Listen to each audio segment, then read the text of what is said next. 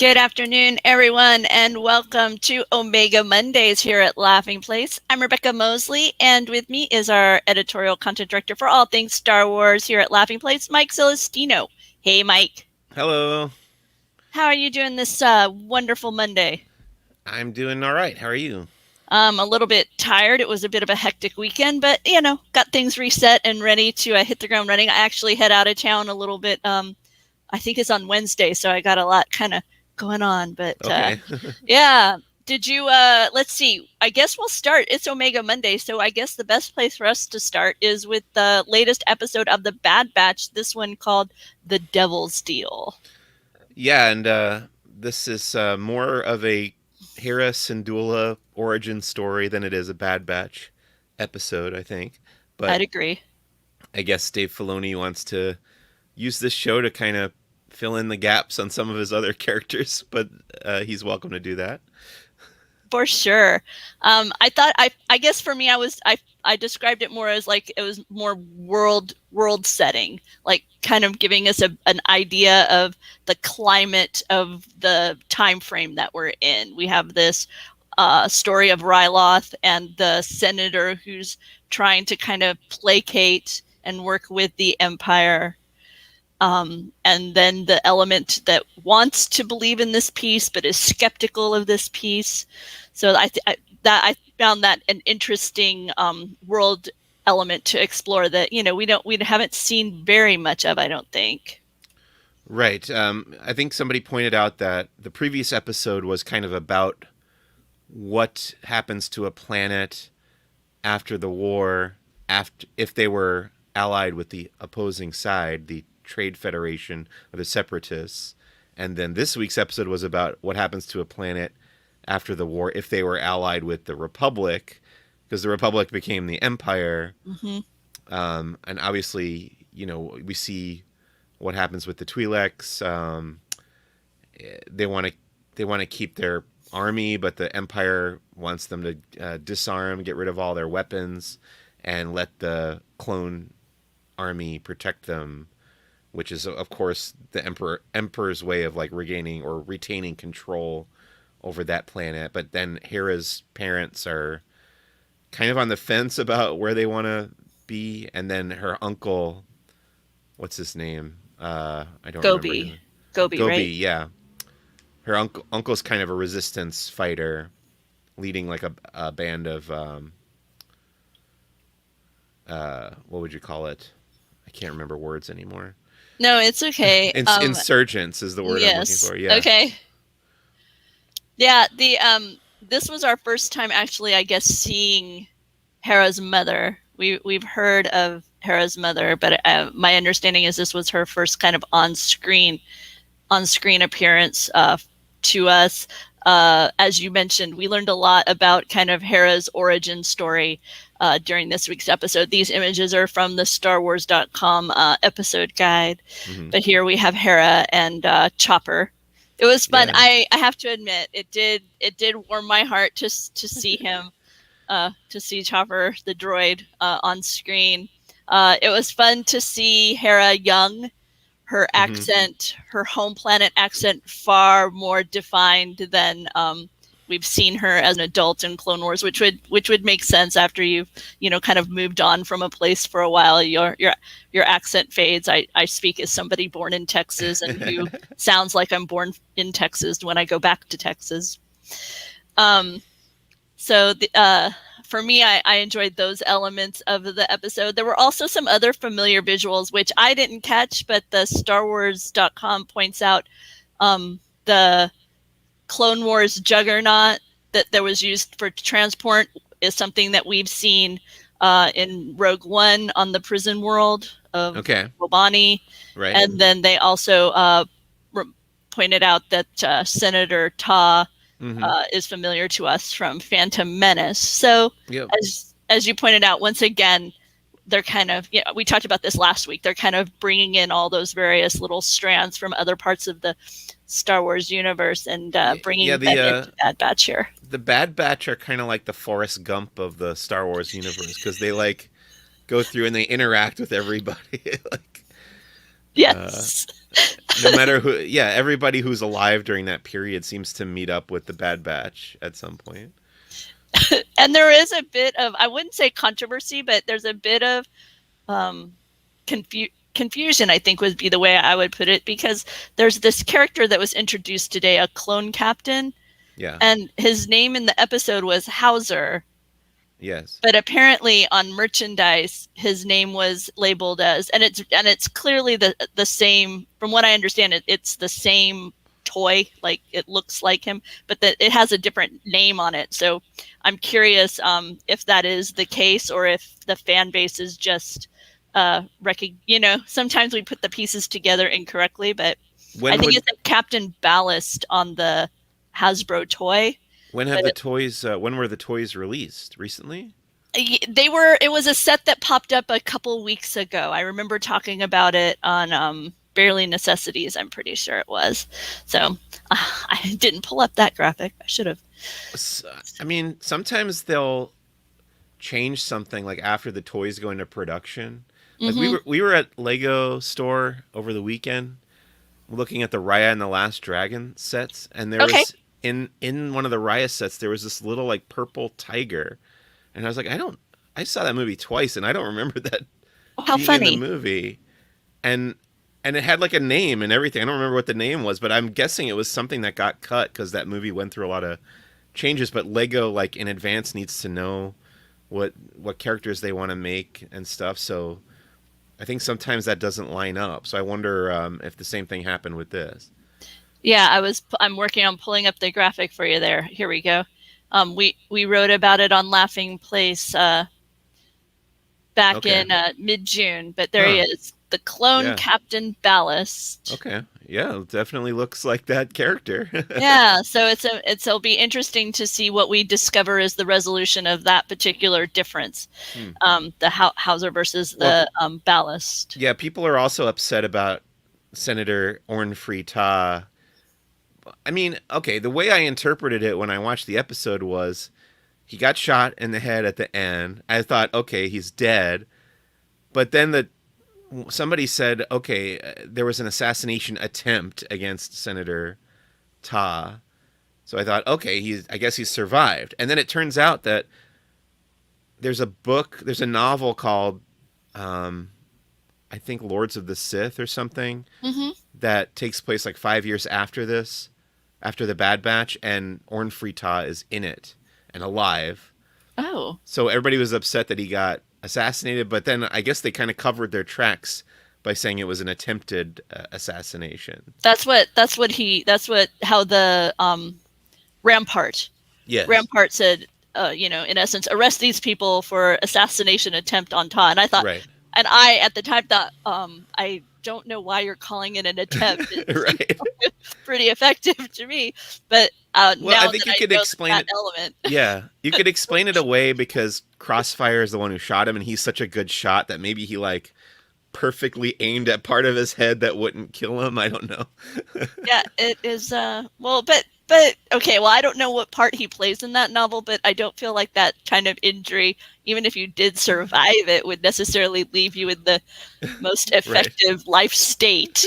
Right. So, unless maybe their science is and recovery far better than ours, obviously. Back to tank. Yeah. But because of the concerns that this insurgent element has, they are seeking weapons because they've had to turn their weapons over, and so Hera and her uncle end up meeting up with the Bad Batch in order to bring weapons to the planet. And at that point is when Omega and Hera, their paths cross. Yeah, that was a fun scene. I like that. And we get this very sweet moment where they both are kind of sharing a little bit about what they care about. Hera talking about her passion for flight, and Omega very proudly sharing off her bedroom, which is the gun turret when they're being attacked, which I just thought it was I thought it was cute the way she just kind of casually, right? Well, it's really the gun turret when we're being attacked, but otherwise it's my room.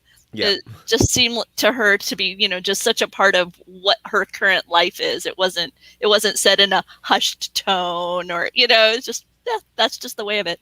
which I think helped give Hera a different perspective on things as well. Just another young person kind of in flight on the run, Mm-hmm. and almost a bit of a foreshadowing of where her own path is about to head, as when they go back to the planet, as we talked about, her parents end up being arrested as insurgents, and so now obviously Hera is going to be on her own, and Yeah. we just see So, her there. Yes. uh, I've seen people saying that they think there's going to be like a part two to this episode. Like this week, we're going to get more with Hera. But my read on that was like, okay, when I first watched the episode at the end, I was like, okay, this is, where she's going to go off and start having her rebel, the path's going to go toward where she ends up in Rebels. Do you think we're getting more with Hera in Bad Batch, or was that it? I would have to agree with what Zach says here about Hauser and the chip, because I wondered if we weren't going to see a bit of a storyline, a second part, perhaps, with him helping her make her way to somehow him coordinating with the Bad Batch at all to help out Hera, kind of get smuggled out in some way. So yeah, I was also inclined to think that this wasn't the end of our exposure to Hera, that we would see her story continue and maybe get a little bit more woven into the Bad Batch for a Okay. time, for a brief time, Yeah, almost probably like a another episode. kind Maybe. of like the Mandalorian with the Frog Lady. Right. This kind of, you had the 2 episode arc, Yeah. with her. So that was where that's kind of where it Like led. the Cad Bane thing was 2 episodes, so Oh, Zach, you'll have to rewind a little bit. We just kind of went over the crosshair and the assassination. So if you rewind, you'll find it. We were talking about the answer is maybe. Yeah, exactly. The answer is we aren't sure. So yeah, so overall, I really enjoyed the episode. I just was a bit, I don't want to say confused, but it was just one of those things where, when I know that Bad Batch has kind of a limited episode framework, I just kind of am curious why the Hera story. I love Hera. I'm excited that they did it, but I'm curious kind of why, and I'm interested to see if we'll understand more of how this particular story was chosen, because the Bad Batch was only in a single scene. Right. Really. I think Dave Filoni is using this series as a way to fill in some gaps, because it happens to take place in a period in Star Wars that we haven't seen a lot in the current canon. That period right after Order 66 and the Rise of the Empire. It's been in the comics a little bit, but there hasn't been any animated series that takes place there. There's no movies that take place there. So I think he just kind of wants to pick and choose which other characters to zoom in on. And yes, this was like the most focused that we've gotten on a separate character outside of the Bad Batch, but I would imagine that's probably going to be a rarity. Are there any others of those series that are kind of out there in the Star Wars developmental arena that this might be laying any kind of groundwork for? Would we anticipate? I don't have them all in my head the same way you do, and so I just wasn't sure when this happened. I was like, oh, is this an inclination? I mean, I'm not thinking Boba Fett, but I mean, Yeah. some of the other stories that we think are out there. Well, the closest one would probably be the Lando one, which theoretically is going to take place after Solo, but that's even still like 10 plus years after the Bad Batch. So the other ones. So those series are still much farther along in the timeline than this time period. Correct? Yeah, because like Ahsoka and Boba Fett and the Rangers of the New Republic, which we think is probably canceled now, those were all going to be in the Mandalorian time period after Return of the Jedi. And then the Acolyte is in the High Republic era at the end of that period, so earlier. Yeah. What about Obi-Wan is Obi-Wan 2 is also between episodes 3 and 4, so they could maybe plant some seeds for that in here as well. Okay. So it'll be interesting to see what other strands of the Star Wars saga we see here, because clearly this is what, as you're saying, this is Filoni and crew seem to be viewing the Bad Batch as kind of a bit of a Star Wars sandbox to play with, which has been a lot of fun. I do kind of like that about it, though, and I think that makes the show appeal more to somebody like me, who's not a big Clone Wars fan, but I am a fan of the Star Wars saga as a whole. So the fact that it does draw from all these different places, including the Clone Wars and everything else, that makes it more appealing to me to tune in every week and see, oh, what's it gonna connect with this time, you know? Yes, and I'd forgotten how much I enjoy the score that accompanies Hera. When that played on screen, I was like, oh, that is just a beautiful piece of music. I will have to go check out the Clone Wars and Rebels and all those soundtracks again, and just remind myself of some of the themes that were created there, because like I say, that one really caught my attention. Zach is asking, Mike, do you think we're at the halfway point of when we get to the halfway point of Bad Batch? Do you think we'll see some stormtroopers? Well, I'm not sure what he means by the halfway point, because we passed the halfway point for the season already, but I guess he means, well, I guess, I think we're doing multiple seasons of this show, so maybe he means by the season finale of this season. But I think it seems likely that we will get to the point where they transition from the clone troopers to the stormtroopers. And he also wonders if we'll and I do wonder, they were really heavily protecting that secret on Ryloth, and I'm wondering if we will be able to uncover what was being built there. Well, they did say the word Dunium, which, if you're familiar with the expanded Star Wars lore, Dunium is the metal that they build the Death Star out of. So, that's part of what's being mined there on Ryloth. Yeah. Oh, that's fun. Oh, yeah. Okay. I like that. That's really okay. That's a fun little tidbit. Awesome. Yeah. Okay. That was a fun little Easter egg. Well, because it was very heavily. I mean, it was very heavily guarded, so it it seemed like it was something just beyond simple like military ramping up. But a Death Star development would be definitely something you would protect with extreme measures. So if you read the recent Thrawn novels, when Thrawn is like rising through the ranks of the Empire, he's like basically Grand Admiral Thrawn's like the Sherlock Holmes of the Star Wars universe, and the Emperor and Darth Vader or Tarkin or whoever aren't telling Thrawn about the Death Star. He doesn't know about the Death Star being built, but he like figures it out on his own because of this metal, Dunium, that's being like harvested from all these different planets and being sent to like one location. So he like deduces that the Death Star is being built in that novel. Why do you think that the Emperor kept him in the... I mean, because he's got such a brilliant strategic mind. Do you think that he perceived him as too much of a threat? Yeah, they don't really trust him 100% because he does come from a different part of the galaxy. He is a different species. The Empire doesn't usually enlist non-humans in the military, but he was just such a brilliant military tactician, and then like the Emperor was also like interested in the outer reaches, or I think what they call the chaos, where the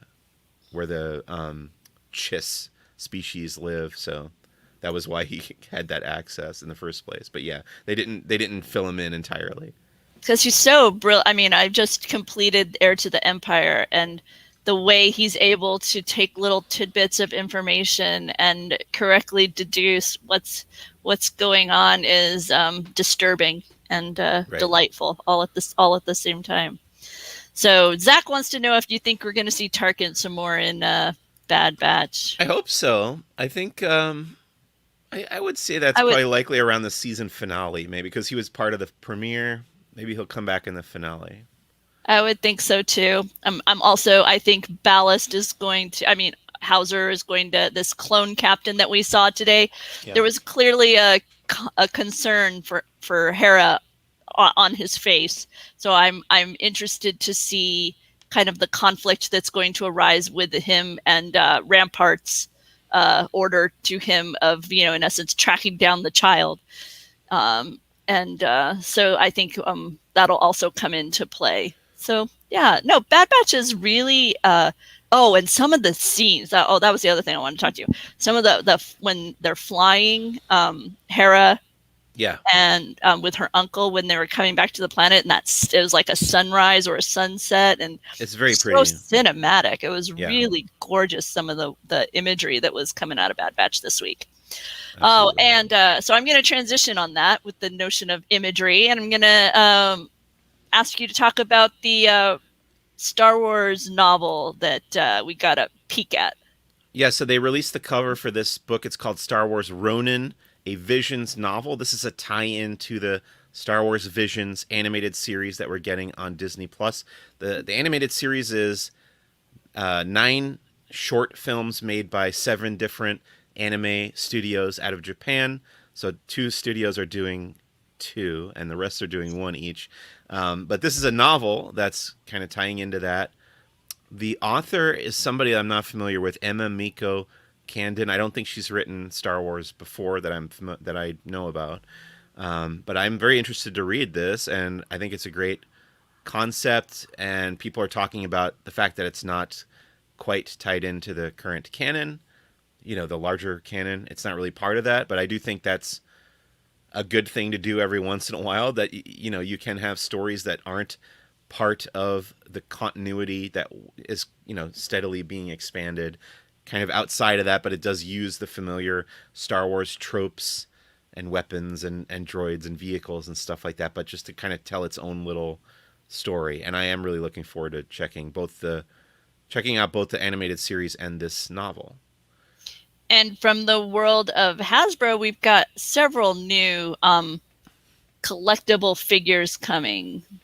We've got this. As soon as I saw these, I went to try to pre-order them, but they're not available yet. They're going to be released as part of the HasCon event in the fall. This guy is called Trapper Wolf. He's the character played by Dave Filoni in The Mandalorian.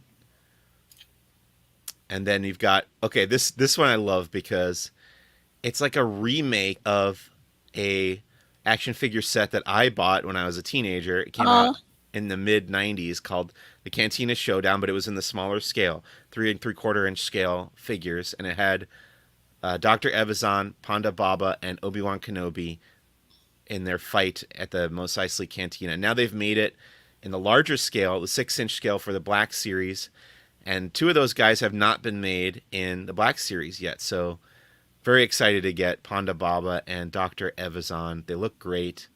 As soon as these go on sale, I'm going to order them because I love those characters, and I love that they're making their way to the Black Series. It's a really beautiful set with the 3 characters, and then you've got the Cantina bar. Yeah, that's the best. I mean, one of the best things about it is that it comes with part of the bar. And what they used to do with some of the other figures is they'll have like sections of the bar, and you can like build it out if you buy additional figures. So I kind of hope that they continue that. So you can get like a little bit more of the bar and get Hammerhead. Exactly. Who isn't named Hammerhead anymore. Momon Nadin, they've called him now. Yeah, no, he will forever be Hammerhead. Right. And Trapper Wolf is from The Mandalorian. This is obviously the character that Dave Filoni played. My disappointment is that there wasn't the droid included because I continue to be mysteriously transfixed and obsessed with knowing what astromech droid was. I know, and if they had included the droid, they would have put his name on the box, right? So that my mystery would have been solved. But no, I must still continue my quest to find out. Zach is asking about a Black Series Jedi Luke. It exists already. I've got it on my shelf. See, ask and you shall receive. I think he means the version from The Mandalorian, which is like 5 years after Return of the Jedi. So yeah. I don't know what differences it would be. I guess he could come with the robe. So maybe. This is the smaller scale vintage collection, 3 3/4 inch Emperor's Throne Room. They have made it. I thought this was cool. Yeah, it looks real cool. They have made it in the Black Series with the throne, and then now you can get it in the smaller scale.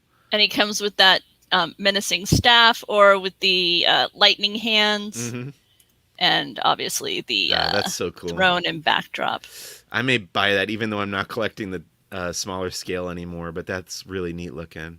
Yeah, pretty cool stuff coming from Hasbro. So, and as Mike said, these are not yet out there, right? They're they're going to be released as part of HasCon in the fall. Okay. And then I was surprised to see these pop up on the list today, but apparently some Star Wars soap are coming. I love the titles. Only Hope Soap, Wisdom Wash, a Dark Side Scrub, and a Ruthless Rinse. We talked about this on my podcast this week, which is not out yet, but we tried to decide which of these characters would smell the best. Like, who would you want to smell like the most of these 4 characters? Oh, and we actually landed on Darth Maul because Obi-Wan spent all that time in the desert. He's probably gross. Yoda lives in a swamp. Darth Vader is definitely gross, and we don't really know Darth Maul's like cleaning habits. And then we kind of changed to Darth Vader because we have seen Darth Vader take a bath in Rogue One. So now these soaps, they differ in varying ways. The dark side soaps, that's what I think too, Doobie. I think Darth Vader smells like Drakkar Noir. I have to agree. That? I don't know what that is. It is a men's cologne that I feel like is popular with younger men because it's a bit strong, but gotcha. I could be wrong. I feel like it was the original before there was Axe body sprays. There was Drakkar, but I could be wrong. But Ruthless Rinse and Dark Side Scrub, these actually have grit in the bar. So when you use the soap, it actually exfoliates as well. While the other items from Dr. Squatch soap, these are more moisturizing. So they're heavier in like the kind of the oil or the clay in order to like moisturize your skin. So differing, body needs are accomplished with the dark and light side of the force with those soaps. So lots of fun. I most want to try the Only Hope soap just because I like to say Only Hope soap. And it should have been You're My Only Soap. Oh, that would have been good. I like that better. Yeah, I'm with you. I feel like the choice to go with just kind of this green with Yoda was also just very on the nose, right? Right. Yeah. So, but I wish I had a better sense of what they smelled like because the description didn't give me enough of a hint of what they smell like. I'm going to have to go find them somewhere so I can give them a good sniff. I'm curious. And then Rock Love Jewelry tomorrow at 9 a.m. They're releasing the first 2 of the lightsaber Kyber crystal pendants. And we learned today that they're going to be priced at $150. They're going to be on a leather rope, rather. I don't know. Do you call it a rope? It's not a metal chain. It's a leather, brown leather for the Skywalker Kyber and black for the Vader. But these are the first 2 in the series, and they will pop up tomorrow at 9 a.m. It just looks like a ring pop to me. Like I just kind of want to. Really? Doesn't it? A little bit, yeah. But they look. I mean, the box itself is pretty cool too. But yeah. But yeah, I can see that because it's so short. So yeah, I was trying to see if I could pull up the picture on somebody. There you go. There's one of their model shots. Oh, and he's like on Batu. That's pretty funny. All their pictures now are on Batu. I should show you the ones from the Darth Vader ones because not only is she on Batu, but she has the most amazing outfit on too. I gotta wonder, and I wish wish somebody could tell us whether Rock Love got permission from Disney to do this, or if they actually just went out to the park. Oh, if they set aside time, yeah. Yeah, I wonder if this was sanctioned, or if they just went there guerrilla style and shot their own promo photos. Well, there's so many more companies now. I'm noticing that take photos of their merchandise within the park when they have a relationship with Disney, like Loungefly. Yeah. A lot of Loungefly now, they have their Instagram partners. And so you'll see like the gal wearing the backpack and you can see that it's the castle in the background, or, something Yeah. like that. So a lot they're capitalizing. But what I wonder is, I feel like back in the day, in order to get something like this done, because the parks were so popular, so many people, well attended, it would have been harder to just do this. Whereas now, under COVID, with the restricted attendance and all that, I feel like you don't have to schedule it in the same way, right? Because you don't have to have people kind of helping block off areas so you can get your photo. So Right. yeah, so I'm with you. I wonder if this is more guerrilla style, or if they actually have to kind of book it out. And Uh, Lego has done the same thing too when they've done the park related Lego sets. They've taken promo photos in the park, and those are very clearly like before the park opened or whatever. So okay. I guess it could be either way. Yeah. Yeah, it's hard. I don't know. Over at Who's the Bossk, you actually were talking about Willow? Yeah, we got up to Willow finally, the Ron Howard film from 1988, and I had my friend Jordy Poblet from Disney Examiner on the show, and then also an interview with Daniel Jose Older with his new novel Star Wars: The High Republic: Race to Crash Point Tower, talking about that, and then a discussion of Willow, a nice long episode. Oh, very nice. So that's on Who's the Bossk. And as always, for Star Wars news and headlines, you can check out laughingplace.com or follow Mike Celestino at Who's the Bossk Pod. Later today here on the Laughing Place YouTube channel at 5 o'clock, we're going to have Disney Parks Talk Live. We're halfway to the holidays, and I guess they've released a lot of information and merchandise announcements and whatnot about what the holidays are going to be like at the park. So we're going to be discussing that. Tonight at 7:30 is Black Widow Talk on Disney Movie Club. Tomorrow we've got Barely Necessities at 4 o'clock and Disney Trivia Live at 7:30. And later in the week, we're going to be bringing you live to Epcot. We're also going to be talking about the Disney on Ice as it celebrates an anniversary. And as always, bringing you up to date with Marvel news during our Marvel talk at 1 o'clock on July 14th. So if you want to stay on top of everything happening here at Laughing Place, go ahead, subscribe, ring the bell. It'll notify you when we go live. Otherwise, I guess that's it for us here at Star Wars Headlines. Mike and I will be back at 5 o'clock to talk some Disney parks and find out what Mike's been up to out and about in Southern California. Great. So, see you guys later. Bye.